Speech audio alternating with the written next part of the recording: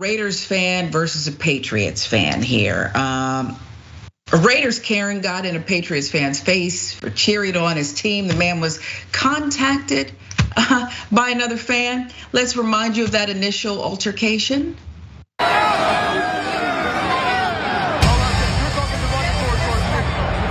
Oh, really? You said about comment.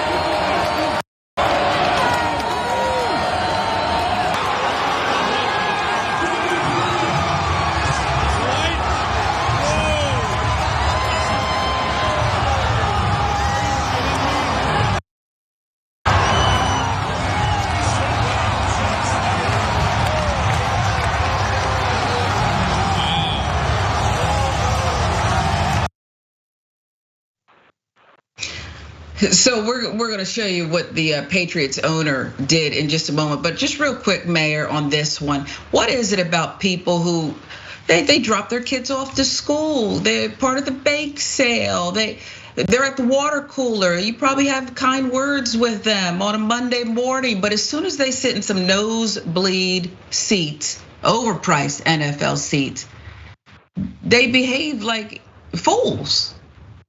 Yeah, listen, this was disturbing to me. I think people have to understand these are clips at different parts of the game, which means this woman and this man continually came across the aisle because their seats were to the left of the aisle to get in this man's face. For him to sit there and take that all game is way better and way more for than I would have been. I would have responded probably in a different manner. I think what we're seeing is this is your true character.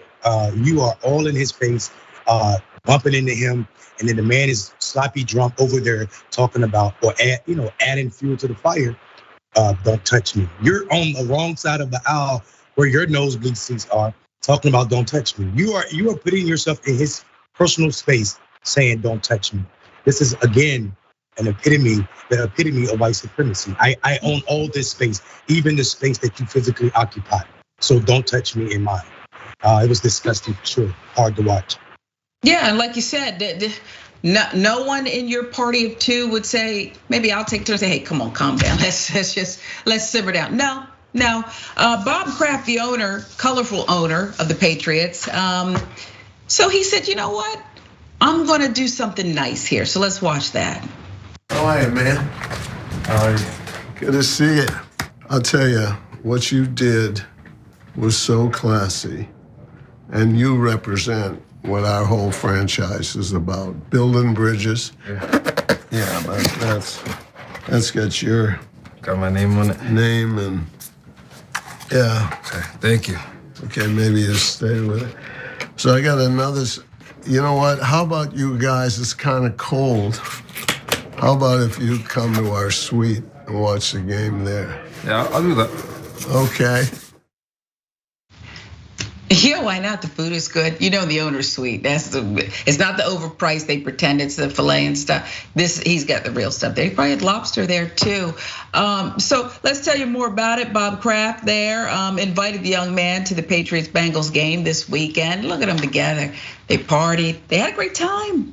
The gentleman, Jerry Edmond, says the altercation happened after his beloved Pat scored a late in the game touchdown against the Raiders. And though his team was losing, Edmond was eager for something to celebrate at his first visit to an NFL game. This is his first experience at an NFL game, and this is what went down. He shouted words of support for his New England Patriots.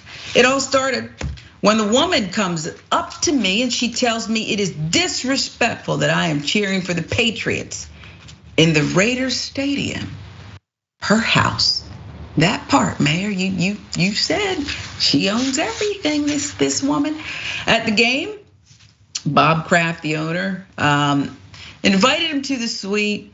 And here's what Mr. Edmond said about that. I got a whole lot of chants of Jerry and just good deeds never go unnoticed. It was like a dream. It was like a dream. I was shell-shocked for half of it, for most of it, actually. And he even has the jersey the Patriots gave him, his name right there. And if you know anything about New England and the pride, even during a losing season, they've taken the team.